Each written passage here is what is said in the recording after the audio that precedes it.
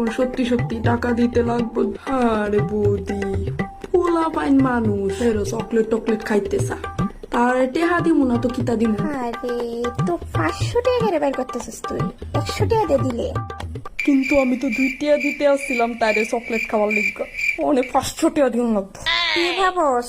হ্যাঁ, পোলা পাইন মানুষ